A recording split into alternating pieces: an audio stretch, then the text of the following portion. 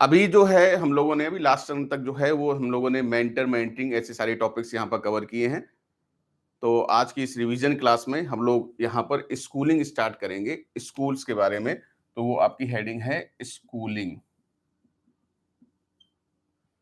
और स्कूलिंग के कॉन्सेप्ट को यहाँ समझेंगे। और स्कूलिंग जो है, जो विद्यालय होते हैं जिन्हें बोला जाता है, या जो आप विद्यालय में जब आप पढ़ रहे होते हो, तो वहां पर इससे रिलेटेड बात की जाती है कि विद्यालय कितने प्रकार के होते हैं, या कितने प्रकार के हैं, या कैसे होने चाहिए।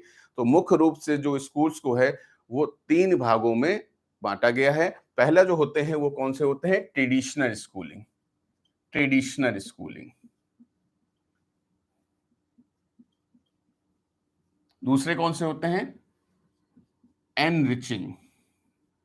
Enriching schooling. एनरिचिंग। और तीसरे होते हैं एम्पावरिंग। एम्पावरिंग। एम्पावरिंग। एम्पावरिंग लिखा है, पावर से बना है, एम्पावरिंग।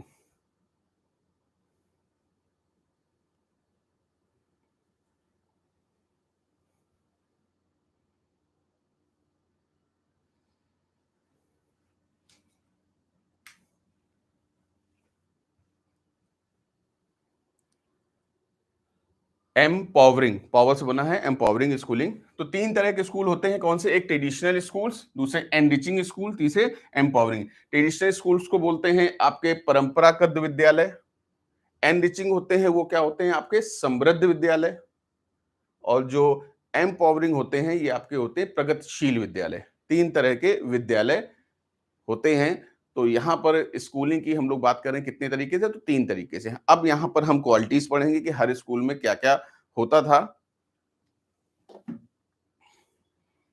तो अगर हम लोग बात करते हैं यहाँ पे, सबसे पहले आपके जो ट्रेडिशनल स्कूल्स हैं, ट्रेडिशनल स्कूल्स जो हैं आपके, जो सबसे पहले हम यहाँ पे बात कर रहे हैं, तो वो ट्रेडिशनल स्कूल्स की। अब यहां पर क्या होता था, यहां पर आपने देखा होगा, जहां से भी हम आप सब सीख कर आए हैं, वो एक तरीके से ट्रेडिशनल स्कूल थे, परंपरागत विद्यालय पे। और वहां पे क्या क्या होता था, तो इन चीजों को पॉइंट टू पॉइंट बताया जा रहा है, उन चीजों को आप समझिएगा। वैसे इसकी पूरी डिटेल जो है ऑलरेडी प्ले लिस्ट में पड़ी हुई है। जिन लोगों को अगर दोबारा ढंग से समझना हो तो प्ले लिस्ट में ले सकते हो, उसमें पूरा डिटेल में बताया गया है। यहाँ थोड़ा सा हम लोग फास्ट चलेंगे। ट्रेडिशनल स्कूल्स में क्या बात करेंगे कि यहाँ पर सबसे पहले कैसे होते थे? ये होते थे टीचर सेंटर्ड। टीचर सेंटर्ड यानी शिक्षक केंद्रित ये व्यवस्था कही जाती थी। टीचर सेंटर्ड, शिक्षक केंद्रित व्यवस्था ये कहलाती थी। यहाँ पर जो भी क्लास है, जो भी सारी चीजें हैं, वो जो कुछ भी वहां व्यवस्था चलेगी, वो सारी चीजें कौन है? वो टीचर ही डिसाइड करेगा। इसलिए इनको क्या कहा गया? Teacher centred. फिर क्या होता था यहाँ पे, अगर बात करें, दूसरी बात करें, तो यहां पर क्लासेस और सब्जेक्ट्स, क्लासेस और सब्जेक्ट्स, ये सब कुछ कौन डायरेक्ट करता था? टीचर ही डायरेक्ट करता था। क्लासेस और सब्जेक्ट यानी कक्षा और विषय जो भी आपके थे, वो सब कुछ जो है वो कौन डायरेक्ट करता था? वो आपके टीचर ही डिसाइड करते थे कि किस किताब से आप पढ़ोगे, कौन सी रेफरेंस बुक आपको पढ़नी है, किस क्लास में बैठोगे, किस कक्षा में आपको जाना होगा। यानी पूरा वहां का जो सर्वे सर्वा हिसाब किताब है, वो टीचर ही होता था। तो ये चीजें यहाँ पर दिखाई देती थी। फिर इसमें बात करते हैं, फिर क्या होता था? तो इसमें बच्चों को, उनको श्रेणी क्रम में बांटा जाता था। Sorting and ranking. रैंक दी जाती थी ना बच्चों को, उनके प्रदर्शन के आधार पर उनको रैंक दी जाती थी। तुम फर्स्ट हो, तुम सेकंड हो, तुम थर्ड हो, फोर्थ हो, इस तरीके, तुम 34th तुम्हारी रैंक है, तुम्हारी 29th रैंक है। इस तरीके से बच्चों को बांटा जाता था। और वो भी किस आधार पर? परीक्षाओं के आधार पर। परीक्षाओं में जैसा आपका प्रदर्शन हुआ है, उस आधार पर आपको बांटा जाता था। जबकि ऐसा नहीं होना चाहिए था। मान लीजिए बच्चा कोई संगीत में अच्छा है, खेलकूद में अच्छा है, लेकिन वहां पर इन चीजों को मतलब नहीं रखा जाता था। और यहाँ पर सिर्फ और सिर्फ परीक्षाओं के आधार पर जो आपका प्रदर्शन होता था, उस आधार पर यहाँ पर इनको बांटा जाता था, रैंक डिसाइड की जाती थी। फिर और क्या होता था? फिर इसमें बात करते थे कि जो जोर दिया जाता था, बच्चों को ज्यादा जो जोर दिया जाता था, वो किस पे दिया जाता था? वो मेमोरी पर जोर दिया जाता था। मेमोरी यानी रटने पर, जिसे याद करना भी बोलते हैं, रटने पर ज्यादा जोर दिया जाता था कि चीजों को क्या करो, रट डालो। कोई निबंध है तो उसे रट डालो, समझो नहीं, उसे रट डालो। अक्सर ऐसा होता था, इस लेवल तक चीजें होती थी कि यहाँ तक कि थ्योरम्स और जो डेरिवेशंस होते थे वो तक जो है हम रटते थे, जबकि वहां पे हमें समझने का कॉन्सेप्ट आना चाहिए, लेकिन हम समझ नहीं पाते थे। कोई अगर निबंध भी है तो उसे क्या है, उसे हमने रट लिया जैसा भी जो है। तो ये चीज कहीं ना कहीं सही नहीं थी, लेकिन फिर भी इन विद्यालयों में ऐसे ही चलता था। ये मेमोरी यानी वहां पर रटने पर जोर दिया जाता था। और फिर किस पर जोर दिया जाता था, और फिर कंपटीशन पर, कंपटीशन, प्रतियोगिता पर, प्रतियोगिता पर बल दिया जाता था। जो एनसीएफ में पढ़ेंगे तो और ज्यादा इसमें चर्चा होगी। प्रतियोगिता मतलब क्या है, देखिए एक हेल्दी कंपटीशन हो तो कोई प्रॉब्लम नहीं है, लेकिन कंपटीशन यहाँ पे क्या है, बहुत ही ज्यादा अनहेल्दी कंपटीशन होता था। किसी भी तरीके से अपने मार्क्स ज्यादा से ज्यादा लाओ, कुछ भी करो, मार्क्स को ज्यादा से ज्यादा खींचो, चाहे नकल करो, चाहे दूसरे का नुकसान करो, कैसे भी कुछ करो, अपने नंबर ज्यादा लाओ। इसी तरीके से कोचिंग, ट्यूशन, ऐसे व्यवसाय वहां पे बहुत ज्यादा फलने फूलने लगे। तो ये सारी चीजें कहां पर होती थी, ये आपके ट्रेडिशनल स्कूलिंग में दिखाई देती थी। फिर इसके बाद चेंजमेंट हुआ, इसके बाद फिर चेंजमेंट हुआ और आपके इनसे बेहतर विद्यालय आ गए, एनरिचिंग, एनरिचिंग, एनरिचिंग स्कूलिंग, या जिसे बोलते हैं कि समृद्ध विद्यालय। अब एनरिचिंग में क्या बात करी गई, पहले टीचर सेंटर्ड थे, एकदम एक दूसरे से कनेक्ट करते हुए चलिए। पहले क्या थे, टीचर सेंटर्ड थे, ये क्या हो जाएंगे, अब ये हो गए आपके चाइल्ड सेंटर्ड, चाइल्ड सेंटर्ड, बाल केंद्रित। अब चाइल्ड सेंटर्ड की हमेशा एक चीज को याद रखिएगा, चाइल्ड सेंटर्ड का मतलब केवल ये नहीं होता है बच्चे के लिए शिक्षा। चाइल्ड सेंटर्ड का मतलब होता है बच्चे की रुचि, उसकी आवश्यकता, उसकी अभिवृत्ति, उसकी क्षमता को देखते हुए जो उसको शिक्षा दी जाती है वो क्या कहलाती है, चाइल्ड सेंटर्ड एजुकेशन। मैंने पहली क्लास में बताया था, आवश्यकता को मैंने अंडरलाइन भी कराया था कि वहां पर उसकी आवश्यकता को देखते हुए जो शिक्षा दी जाती है वो क्या होती है, चाइल्ड सेंटर्ड एजुकेशन। चलो बढ़िया है। फिर क्या आई, वहां पर देखिए क्लासेस और सब्जेक्ट कौन डिसाइड करता था, टीचर्स डिसाइड करते थे। यहां पर कौन डिसाइड करेगा, बच्चे स्वयं डिसाइड करेंगे। वो खुद तय करेंगे कि मैम सर मुझे इस किताब समझ में आता है, सर मुझे उस क्लासरूम में समझ में आता है, सर हम लोगों को खेल के मैदान में चलना चाहिए या लाइब्रेरी में चलना चाहिए। तो ये क्या होगा, सेल्फ डायरेक्टेड, सेल्फ डायरेक्टेड। तो बढ़िया यहाँ पे चीजें होती चली जा रही हैं। अब देखिए पहले क्या होता था टेक्निकल स्कूलिंग में, वहां पर उनको श्रेणी क्रम में बांट दिया जाता था, फर्स्ट सेकंड थर्ड, और यहाँ पे क्या उनके होने लगा, कॉन्टिन्यूअस असेसमेंट, कॉन्टिन्यूअस असेसमेंट। अब देखिए सीसीई जो है वो अब चूंकि नहीं रह गया है, पहले था लेकिन अब सीसीई नहीं रह गया, तो इसलिए बहुत ज्यादा उससे क्वेश्चंस भी नहीं पूछते हैं। फिर भी आपको जनरल आपको पता होना चाहिए कि सीसीई में क्या हम लोग बात करते हैं, सतत एवं समग्र मूल्यांकन, सतत एवं व्यापक मूल्यांकन। कि जब बच्चे का जो है, जब किसी फील्ड में, किसी फील्ड हो सकती है, स्कॉलस्टिक हो सकती है, को स्कॉलस्टिक हो सकती है, कोई फील्ड, उसमें हम जब उसका निरंतर बेहतर प्रदर्शन देख रहे होते हैं, इस आधार पर उसका किया गया आकलन क्या कहलाता है, सतत एवं व्यापक मूल्यांकन कहलाता है।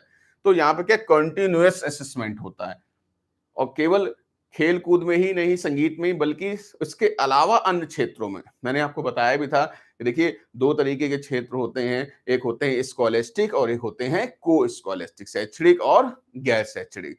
शैक्षणिक में क्या, पढ़ाई से जुड़े जितने सब्जेक्ट हो गए, physics, chemistry, math, bio, Hindi, Sanskrit, English, computer, कुछ भी। और इसके अलावा जो सब्जेक्ट हो गए वो कौन से, खेल कूद, संगीत, नेतृत्व, दुनिया भर की चीजें।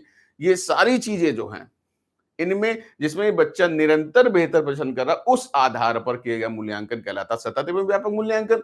तो यहां पर क्या है, उसका अब कॉन्टिन्यूअस असेसमेंट होता है, परीक्षाओं के आधार पर नहीं कि इसमें परफॉर्म कर दिया एक बार में तो हमने इसका आकलन कर लिया, चले तो ये बेहतर है। अब देखिए ट्रेडिशनल स्कूलिंग में क्या होता था, ट्रेडिशनल स्कूलिंग में बात की जाती थी बच्चों पे मेमोरी के ऊपर, प्रतियोगिता के ऊपर, इस पे बात की जाती थी। किसी तरीके शर्मा जी से, लड़के से ज्यादा नंबर लाओ, या जो है शुक्ला जी की लड़की से ज्यादा नंबर लाओ, इस तरीके की बातें चलती थी। यहां पर क्या बात आई, यहां पर कहा गया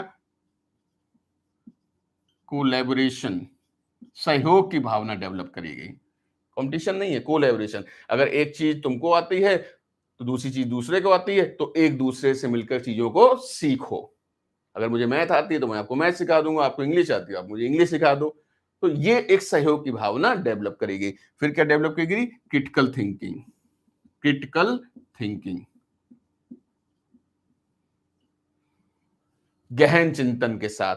ये सारी चीजें हम लोग डिस्कस कर चुके हैं लास्ट क्लास में कि क्रिटिकल थिंकिंग भी यहां पर करी गई कि उनको जो है गहन चिंतन पूर्वक तरीके से वो सोचना और तब फिर उस काम को करने। फिर क्या और बात आई? Creative thinking. क्रिएटिव थिंकिंग, सृजनात्मक चिंतन करें। बच्चे सृजनात्मक चिंतन करें, किसी चीज को सृजनात्मक तरीके से सोचें और फिर उस चीज को करें। तो क्या है, आप चीजों को अच्छे ढंग से सीख पाओगे, अच्छे ढंग से कर पाओगे। कॉपी मत करिए किसी को देखकर कि जिसने जैसा किया वैसे हम भी करते हैं। हम भी कुछ अलग करने का प्रयास करते हैं, कुछ नया करने की सोचते हैं। ऐसी सोच रखते हुए कुछ करने की कोशिश करिए। ये इन विद्यालयों में सिखाया गया आपके एनरिचिंग स्कूलिंग में। चलिए इसके बाद आते हैं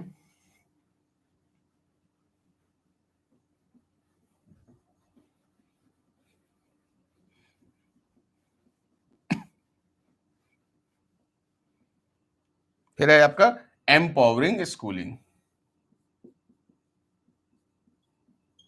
एम्पावरिंग स्कूलिंग। अच्छा, अभी तक बता दीजिए इसमें सारे पॉइंट समझ में आ गए जो अभी तक बताया? एक बार मैसेज कर दें। इसमें क्या सबको सारे पॉइंट समझ में आ गए?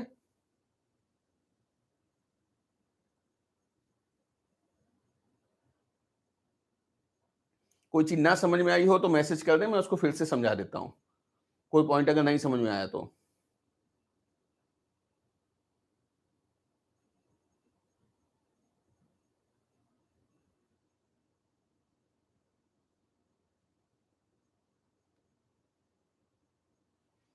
चलिए तो आगे बढ़ते हैं। फिर एम्पावरिंग स्कूलिंग, वैसे मैंने कहा है कि और आपको डिटेल में समझना है, प्ले लिस्ट में पड़ा हुआ है स्कूलिंग चैप्टर, वहां पे आप पढ़ सकते हो। तो एम्पावरिंग स्कूलिंग में बात करते हैं। ये देखिए सबसे बेहतर विद्यालय माने गए हैं, प्रगतिशील विद्यालय माने गए हैं। और इसमें बात की जाती है कि जो पॉइंट टू पॉइंट आप देखिए एक दूसरे से सब कनेक्ट हैं। कोई क्वेश्चन अगर पूछा जाए तो जिसमें सब में अच्छी अच्छी क्वालिटीज हैं उनसे जुड़ा हुआ ही आपको जवाब लगाना है। धीरे धीरे बेहतर से बेहतर होते चले गए। तो यहां पर भी आप देख रहे होंगे कि पहले क्या आया, पहले टीचर सेंटर फिर चाइल्ड सेंटर। हाँ, इन सबसे भी बेहतर क्या होता है? तो experience, experience centred. Experience centred, अनुभव केंद्रित। अनुभव केंद्रित। और जाहिर सी बात है, जब हम किसी चीज को अनुभव करते हैं तो उस बारे में हम ज्यादा अच्छे ढंग से जानते हैं और बता सकते हैं। हमें अनुभव है गर्मी का, कि गर्मी पड़ रही है तो हम बता पाएंगे हाँ जी सर गर्मी बहुत ज्यादा पड़ रही है, पढ़ाई मन नहीं लगता है, लाइट वाइट ना आ रही तो और ज्यादा दिक्कत हो जाती है। फिर इसी तरीके से सर्दी अगर बहुत पड़ रही तो हम बता पाएंगे हाँ सर्दी में भी बहुत ज्यादा हालत खराब हो जाती है।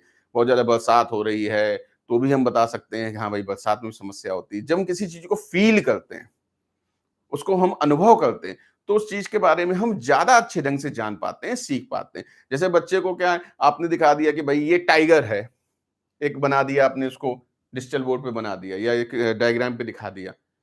उस चीज को अच्छे ढंग से नहीं समझेगा। जब वो जू में जाता है, चिड़ियाघर में जाता है, वहां पर जब टाइगर वो देखता है तो देखिए बहुत देर तो खुश होता है, उत्साहित होता है, वाकई में उसको समझ में आता है कि टाइगर ऐसा होता है। टाइगर भी उछलता है, खेलता है, कूदता है इस तरीके से। तो वहां पे उसको ज्यादा अच्छे ढंग से समझ में आएगा। कोई चीज जो है जो आप उसे किताबी माध्यम से बता रहे हो, मैंने आपको रियलिस्टिक अप्रोच बेस में भी बताया था, तो वहां पे क्या जब उन चीजों को देख रहा होता, सामने चीजों को कर रहा होता, तो वह चीज क्या है हमको ज्यादा अच्छे ढंग से समझ में आती है।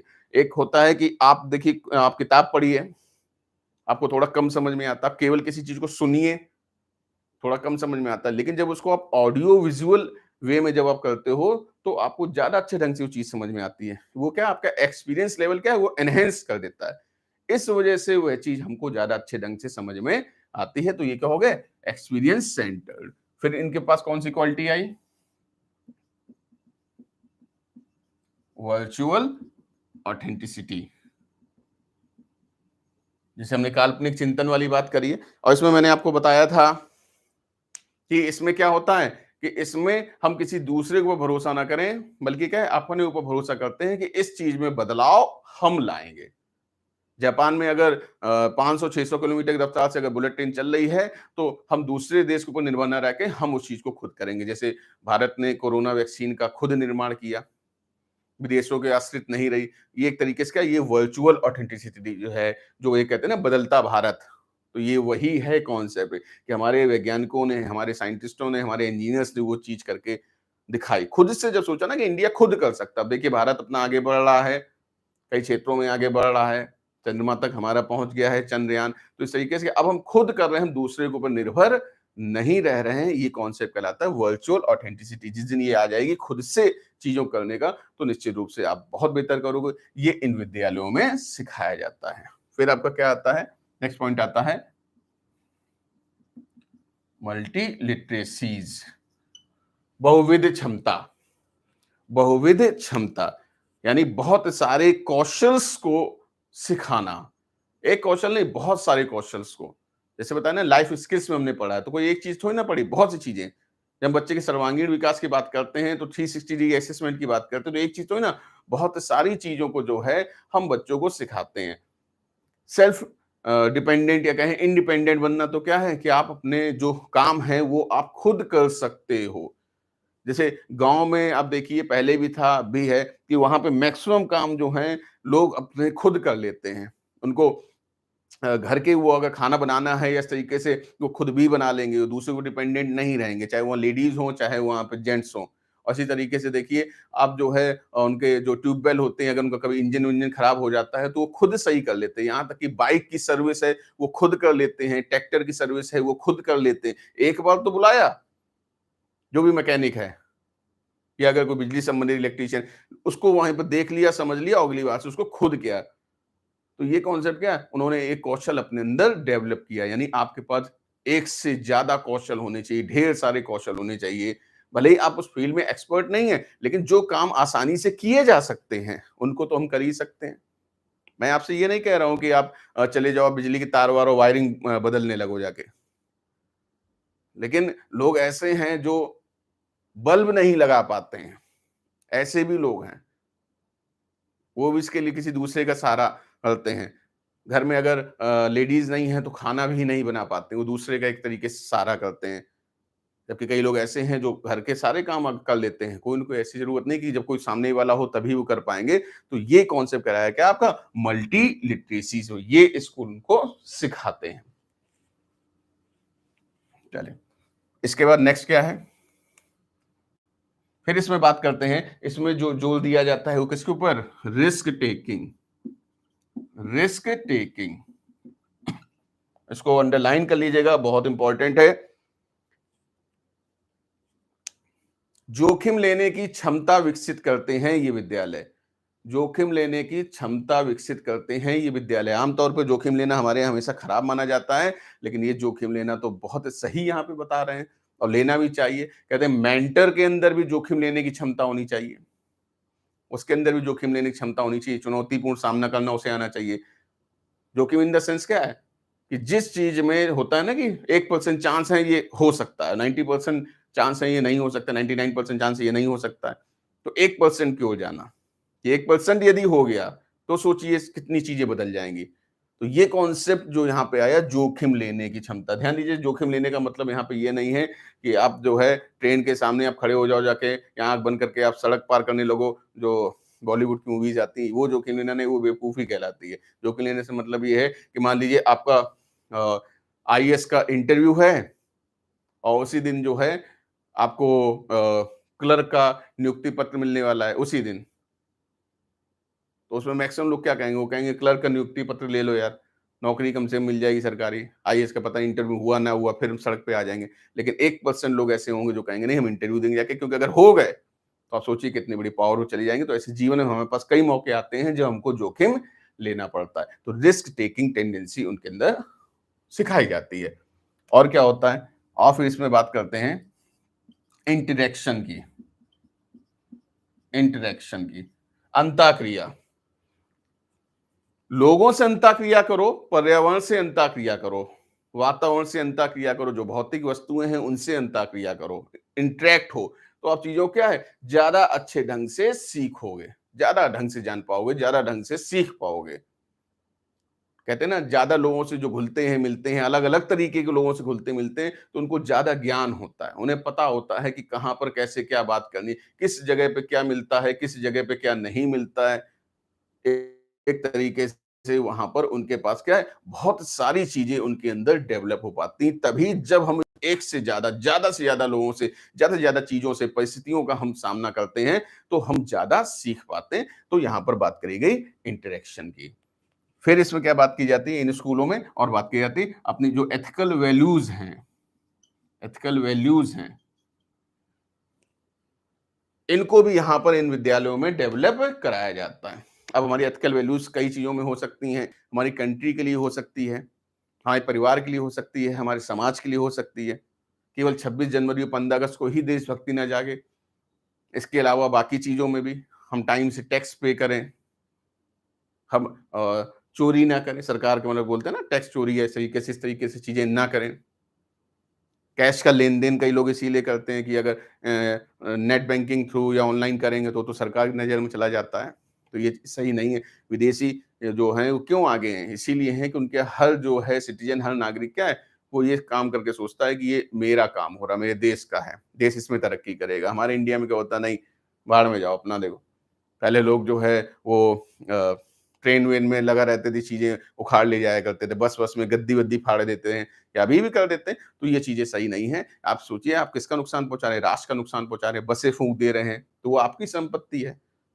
तो ये चीजें अगर उनके अंदर डेवलप करी जाएंगी, तो जब वो बड़े होंगे तो ऐसी कोई भी हरकत नहीं करेंगे। ये कॉन्सेप्ट बताया गया आपके एथिकल वैल्यूज में डेवलप करने, मतलब नीति जो है, उनके जो नीति शास्त्र बोलते हैं, वो सारी चीजें डेवलप कराई जाती हैं। तो ये आपका स्कूलिंग कंप्लीट हुआ। इतने भाई सबको समझ में आ गई?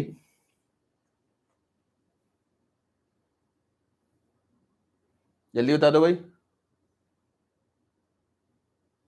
मैसेज कर दिया करो भाई फटाफट।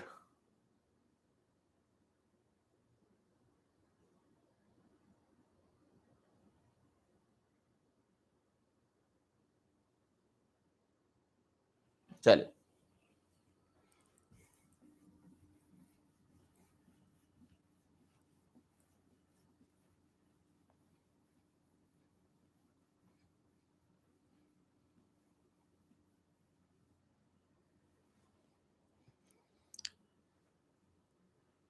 अब भाई इसके बाद आइए नेक्स्ट लाइन डाल लीजिएगा।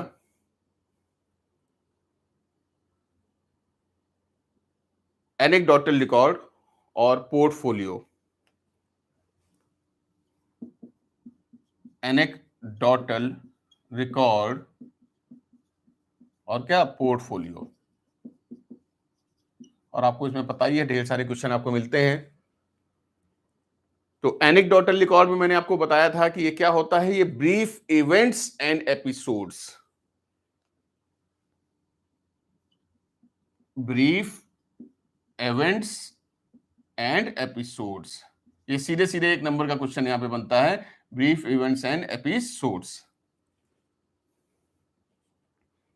Brief events and episodes. दिख रहा है ना भाई यहाँ पे, ब्रीफ इवेंट्स एंड एपिसोड्स, ये सीधा सीधा क्वेश्चन बनता है। अब ये ब्रीफ इवेंट एपिसोड क्या होता है, मैंने एक डॉक्टर ने बताया था कि एक इवेंट जो है, ऐसे कई इवेंट जब मिलते जाते हैं तब जाके जो है इवेंट्स बनते हैं, ऐसे एक एपिसोड से कई एपिसोड्स बनते हैं। तो इन सब का जो मिक्सचर है वो जाके क्या एनेक्डोटल रिकॉर्ड को तैयार करता है। इसमें बच्चे के पूरे घटनाक्रम के वर्णन होता है, उसकी पर्सनैलिटी के बारे में, वो सोचता क्या है, कैसे क्या करना चाहता है, क्या उसके दिमाग में चलता है। मैंने आपको बताया था कि क्लास में बच्चे का जो व्यवहार होता है वो किस तरीके का, इसका अवलोकन किया जाता है। एनेक्डोटल रिकॉर्ड में क्या होता है, बच्चे के व्यवहार का अवलोकन किया जाता है। अच्छा है बुरा है जैसा भी है, उसको हमको रिकॉर्ड में दर्ज करना है।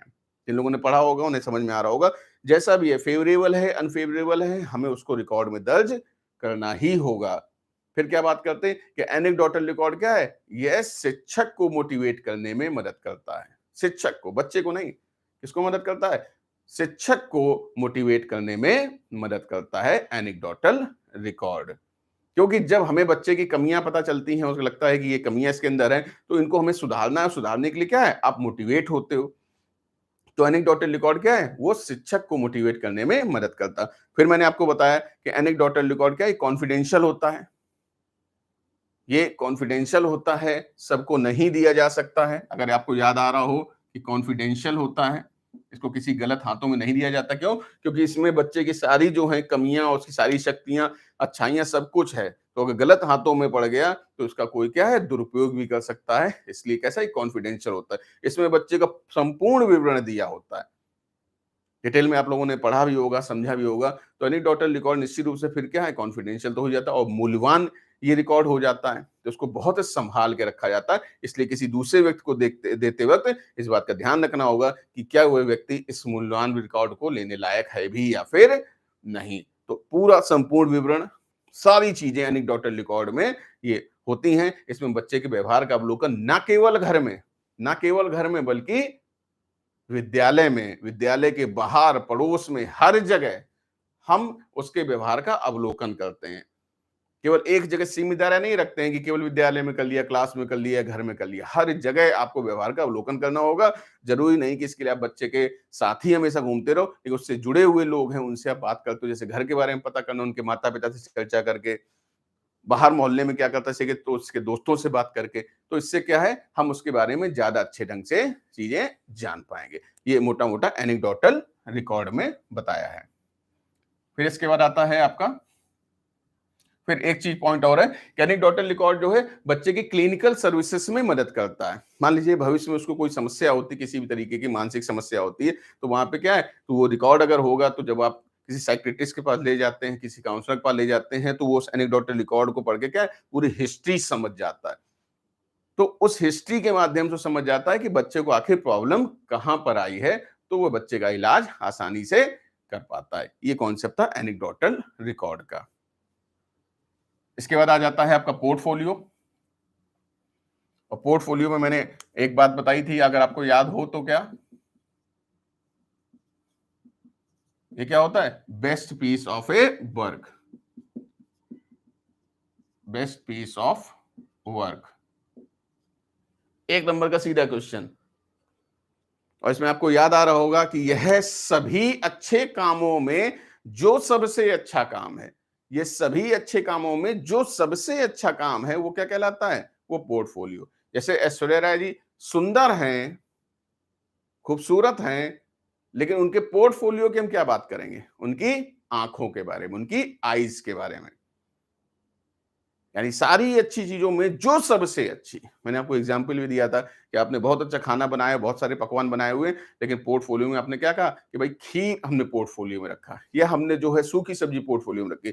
खाना पूरा अच्छा है, लेकिन उन सभी अच्छे खानों में को जो चीज सबसे अच्छी है उसको ही हम पोर्टफोलियो में शामिल करते हैं। हम हर चीज को सबको शामिल नहीं किया जा सकता। इसलिए एनेक्डोटल क्या है, एनेक्डोटल रिकॉर्ड कई बार क्या है, वो पुथन्ना बन सकता है, 100 पेज का, 200 पेज का, क्योंकि उसमें तो सब कुछ मेंटेन करना है, सब कुछ उसमें मेंशन करना है। जबकि पोर्टफोलियो में क्या है, जो विशिष्ट चीजें हैं उनको ही उसमें शामिल करते हैं। और उस विशिष्ट चीज को शामिल करते हुए हमें क्या है, उसका विशिष्ट कारण भी देना चाहिए, वहां पे मेंशन करना पड़ता है। दोनों ही केसेस में, चाहे एनेक्डोटल हो चाहे पोर्टफोलियो में, हमें प्रॉपर वे में लेबलिंग करनी चाहिए, एक मैनेज वे में रखना चाहिए। तो हम चीजों को क्या है, ज्यादा अच्छे ढंग से समझ पाएंगे और कर पाएंगे। पोर्टफोलियो में आ रहा होगा आप सबको यार। फिर एक महत्वपूर्ण लाइन मैंने आपको बताई थी, ये बच्चे की क्रमिक प्रगति का आकलन करने में मदद करता है। क्रमिक प्रगति का आकलन करने में मदद करता है। और ये लाइन कई बार पूछी गई है, एक बार नहीं सैकड़ों बार पूछी गई है, तो इस लाइन को भी आप याद रखेंगे। और पोर्टफोलियो क्या है, ये बच्चे को मोटिवेट करने में मदद करता है, बच्चे को मोटिवेट करता है। एनेक्डोटल रिकॉर्ड सबको नहीं दिखाना है, लेकिन पोर्टफोलियो क्या है, ये सबको दिखाना है। पोर्टफोलियो का कॉन्सेप्ट आपको समझ में आ गया होगा। आ गया भाई एनेक्डोटल पोर्टफोलियो, फटाक से मैसेज कर दो,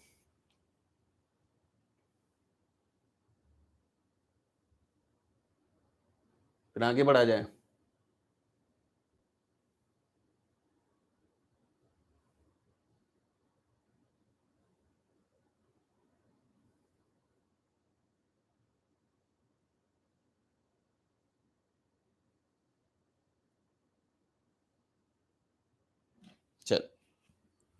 फिर आ जाइए असाइनमेंट के ऊपर। असाइनमेंट के ऊपर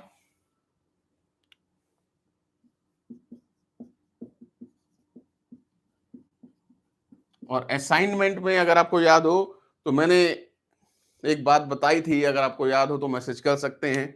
असाइनमेंट में मैंने क्या बताया था, एक लाइन का वो कौन सा जवाब होगा, सिर्फ मैसेज करके बता दें एक बार तो मैं समझ जाऊंगा आपको चीजें पुरानी कुछ याद हैं।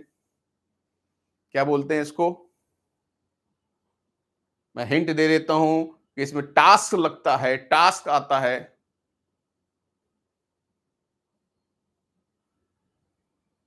किसी को अगर याद आ रहा हो, असाइनमेंट को एक लाइन में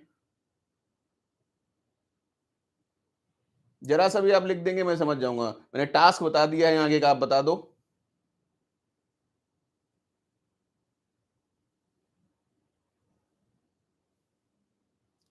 थीम बेस्ड टास्क, क्या बोलते हैं, थीम बेस्ड टास्क।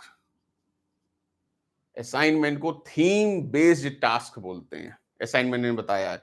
और वहीं पे थीम बेस्ड लर्निंग किसे बोलते हैं, थीम बेस्ड लर्निंग किसे बोलते हैं, याद है भाई, बता सकते हैं theme based learning.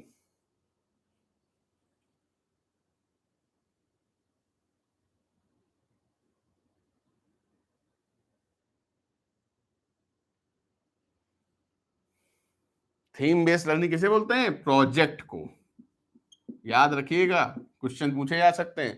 Theme based learning क्या होती है, प्रोजेक्ट होती है। तो अब हम असाइनमेंट में क्या बात कर रहे हैं, जैसे मैंने कहा थीम बेस्ड टास्क, तो अब जो है वो असाइनमेंट को क्या कहा गया, ओपन स्ट्रक्चर होता है, ओपन एंडेड होता है, और कैसा होता है, ये स्ट्रक्चर्ड होता है। और फिर जैसे मैंने कहा थीम बेस्ड टास्क है, इसको क्लास वर्क के रूप में भी किया जा सकता है और होमवर्क के रूप में भी किया जा सकता है।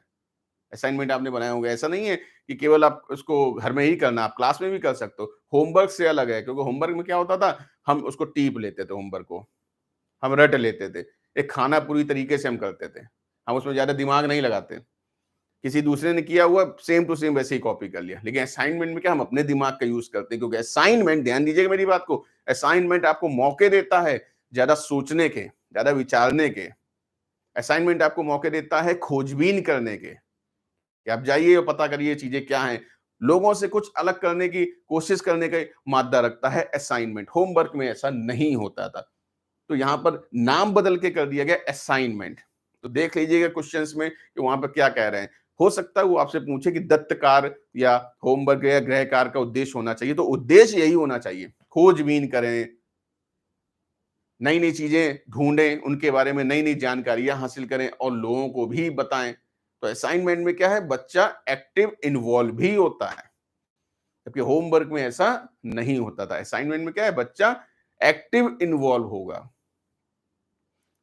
फिर असाइनमेंट में क्या बात, जैसे मैंने कहा ओपन एंडेड में क्या, जैसे किसी महापुरुष के बारे में लिखिए, तो कोई महापुरुष आप लिख सकते हो, आप स्वामी विवेकानंद जी उठा सकते हो, भगत सिंह उठा सकते हो, आप चंद्रशेखर आजाद उठा सकते हैं, आप महात्मा गांधी उठा सकते हैं, ये मौके हैं। लेकिन अगर आपसे कह दिया जाए कि नहीं केवल महात्मा गांधी के बारे में लिखिए, तो हो सकता है कि आपको लगे नहीं मैं उतना नहीं जानता हूं महात्मा गांधी के बारे में, या मैं दूसरे के बारे में लिखना चाहता हूं। तो ये असाइनमेंट क्या है, ये आपको बहुत ज्यादा मौके देता है। तो इस चीज को यहां पे आप समझिएगा कि असाइनमेंट होमवर्क से कितना अलग है। चले आगे बढ़ते हैं। फिर है आपका oral test. Oral test, oral test, और इसको हम एक नाम और बोलते हैं क्या, इन्वेंट्रीज। इन्वेंट्रीज, ओरल टेस्ट या फिर इन्वेंट्रीज।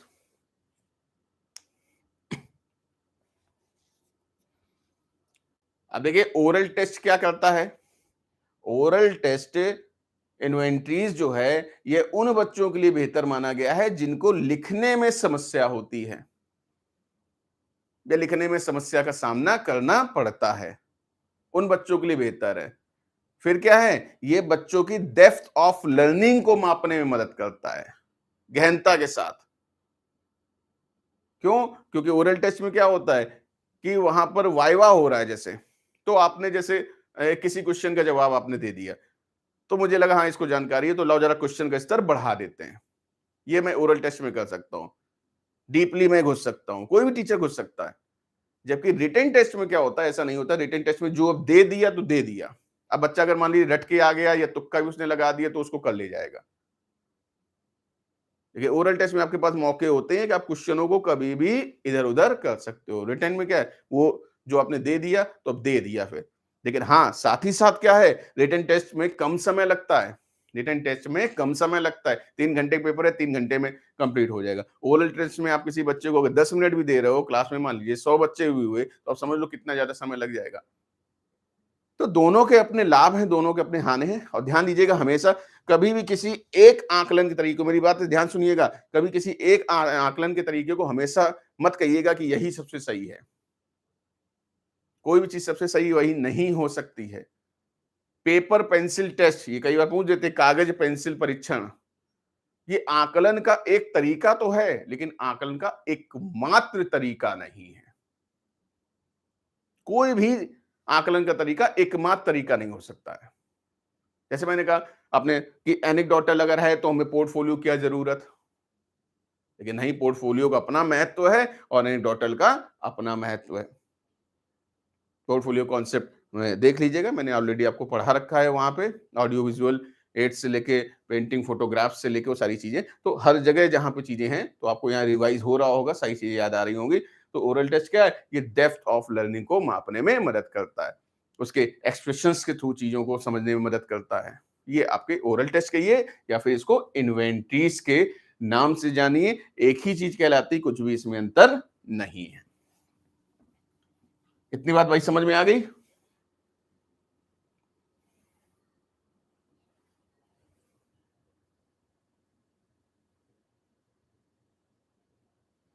चलिए, लोगों ने सही जवाब दिया था, प्रोजेक्ट सही का ध्यान रखिएगा, एग्जाम में आपको दिखाई देंगे।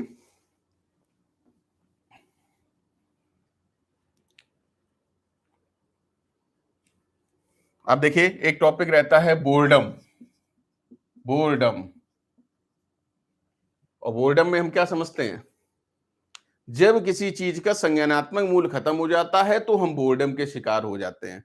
इंसान बोर क्यों होता है, ऊब क्यों महसूस करता है? ऊब इसलिए महसूस करता है जब किसी चीज का संज्ञानात्मक मूल्य खत्म हो जाता है तो इंसान बोरियत महसूस करता है। आज आपके लिए एग्जाम का संज्ञानात्मक मूल्य बहुत ज्यादा है, इसलिए आप क्लास में दिखाई दे रहे हो। जिस दिन आप क्वालिफाई हो जाओगे एक बार दो बार, फिर आपके लिए क्या सेंट्रल टीटी उतना मूल्य नहीं रखेगा। आपको क्या यार बेकार का एग्जाम, नौकरी की बात करें, नौकरी तब तक आप करो जब तक नौकरी के लिए आप सोच रहे हो या सब कुछ, जब तक नौकरी का मूल्य है। हो सकता है एक दिन आप नौकरी करते करते थक जाओ, आप कहोगे अब यार नौकरी में मजा मन नहीं लगता, तो मतलब क्या, उसका संज्ञानात्मक मूल्य खत्म हो जाए। ध्यान दीजिए, बोरियत का मतलब ही यही होता है कि उसका संज्ञानात्मक मूल्य खत्म हो जाए। तो संज्ञानात्मक मूल्य यदि जिंदा बना रहेगा तो हम कभी भी बोर नहीं होंगे। सीधा सा कॉन्सेप्ट है कि संज्ञानात्मक मूल्य यदि जिंदा बना रहेगा तो हम कभी भी बोर नहीं होंगे। तो ये चीज आप हमेशा ध्यान रखिएगा। तो दूसरा टर्म आता है एक आपका मैकेनिकल ड्रिफ्टिंग। मैकेनिकल ड्रिफ्टिंग,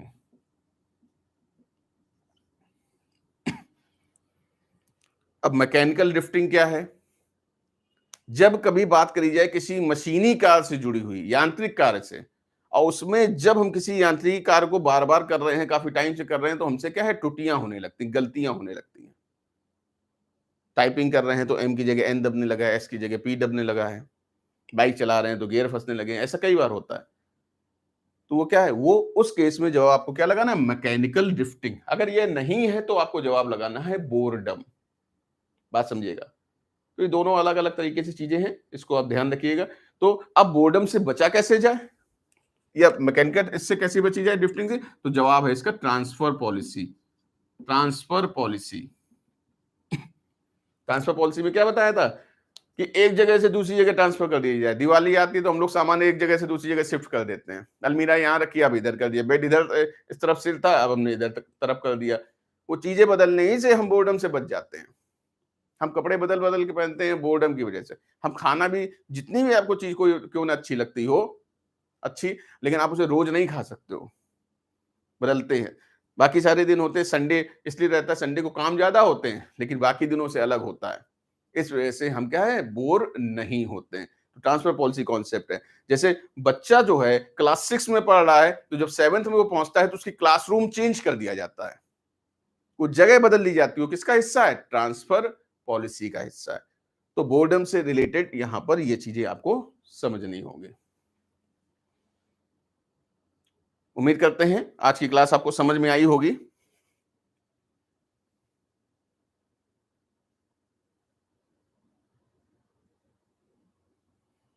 कहीं कोई दिक्कत हो तो बताइए, मैसेज कर दें। कोई चीज ना समझ में आई तो मैं फिर से बता दूं।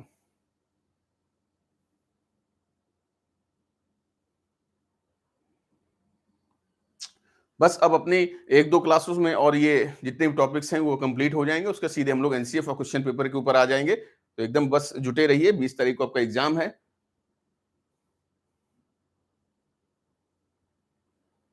एडमिट कार्ड सबने देख ही लिए होंगे। चलिए।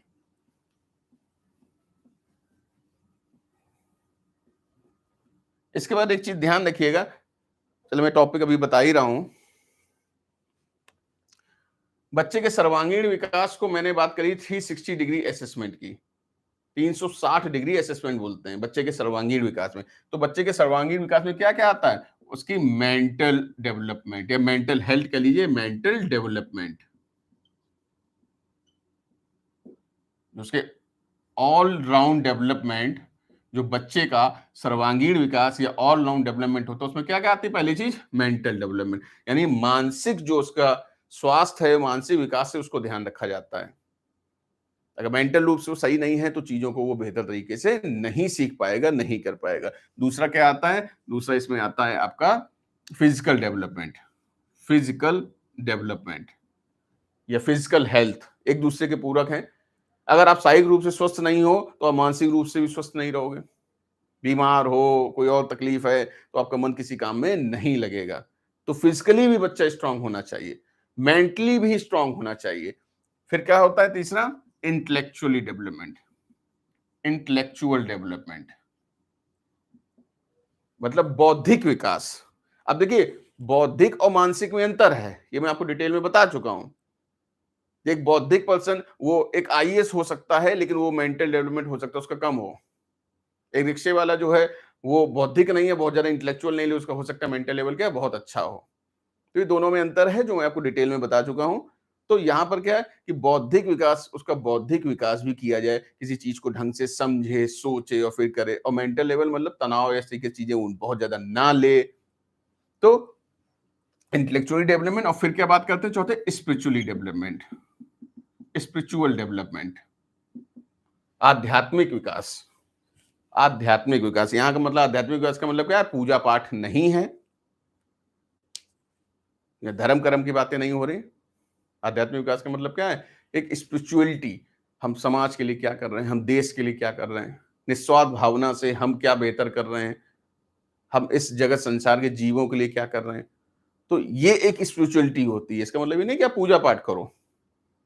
जैसे स्वामी विवेकानंद जी, वो हमारे जो हैं आध्यात्मिक गुरु थे। शंकराचार्य जी आध्यात्मिक गुरु थे।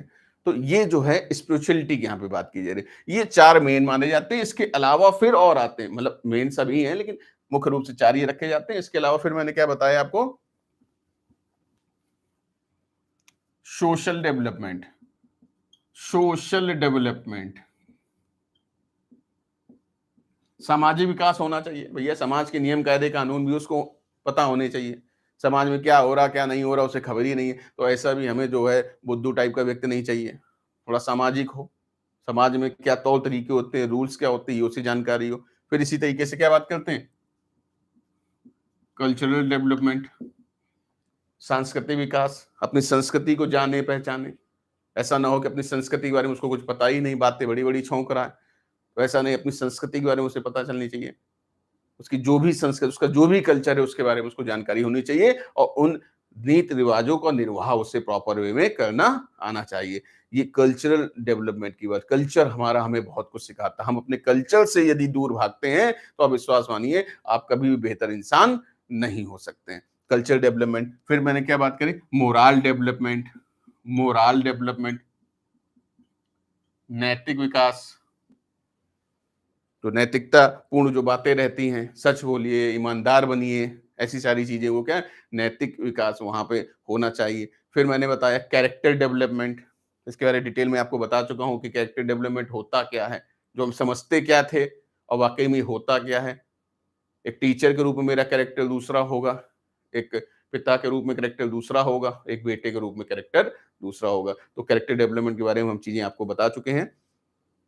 फिर क्या बात करते हैं फाइनली इसमें, इमोशनल डेवलपमेंट।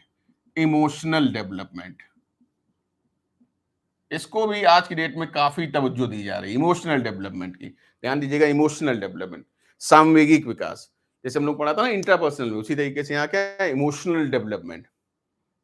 प्रेम, भय, ईर्ष्या, संवेगों पर नियंत्रण, ये डेवलपमेंट भी होना चाहिए। मैंने आपको बताया था कि क्रोध आना बुरी बात नहीं, कहां पर कितना उचित मात्रा में, ये एक बड़ी बात होती है। तो ये चीज क्या है, ये इमोशनल डेवलपमेंट। डरना बुरी बात नहीं है, लेकिन कहां पर कितना डरना है। आपको लोग छिपकली से डर रहे हैं, कॉकरोच से डर रहे हैं, डरने लायक जो चीज है उससे डरो, छोटी छोटी चीज थोड़ी ना डरनी। तो ये क्या है, ये इमोशनल डेवलपमेंट भी कराया जाए। अब देखिए क्वेश्चन में ध्यान दीजिए, आपको देखना पड़ेगा कि कहां पर कौन सा जवाब लगाना है।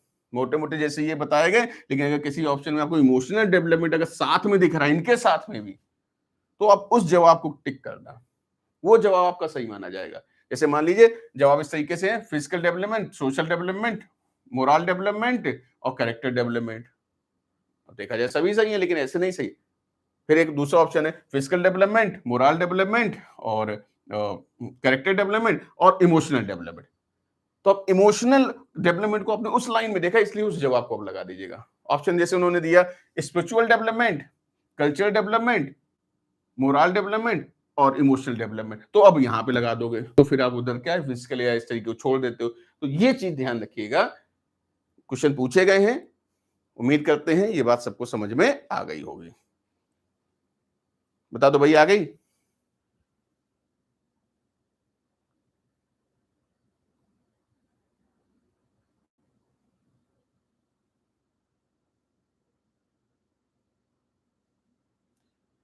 जल्दी से एक बार मैसेज करके बता दें, जो आज पढ़ा है सबको समझ में आ गया, जिसको कोई चीज समझ में ना आई हो मैसेज कर दें।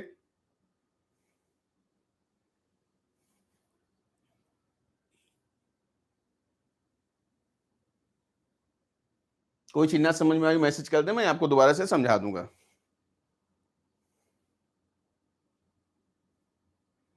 तो बिल्कुल भी क्लास मिस मत करिएगा, बहुत कम समय हम लोगों के पास रह गया है। तो अपने स्वास्थ्य का भी ध्यान रखें और जो भी क्लासेस चले उसको प्रॉपर में लेते रहें। जो चीजें उसको बार बार आप फिर देख लो, अगर कोई चीज समझ में नहीं आ रही है, काफी कंटेंट ऑलरेडी प्लेलिस्ट में पड़ा हुआ है। कुछ मैंने जैसे एनेक्डोटल या पोर्टफोलियो जैसी चीजें नहीं कराई हैं तो उनको छोड़ दीजिए। इसके अलावा जो है काफी कुछ है, तो आप उनको देख सकते हैं रिवाइज कर। इस वक्त आपको सिर्फ और सिर्फ जो है, जो भी दिन बचे हुए आपके पास 5-6 दिन, इनमें सिर्फ आपको पढ़ाई करनी है और कुछ भी नहीं। तो आज के लिए इतना ही, बाकी कल नेक्स्ट क्लास पे हम लोग ठीक राइट टाइम पे हम लोग मिलेंगे और आगे का पढ़ेंगे। गुड नाइट, जा सकते हैं।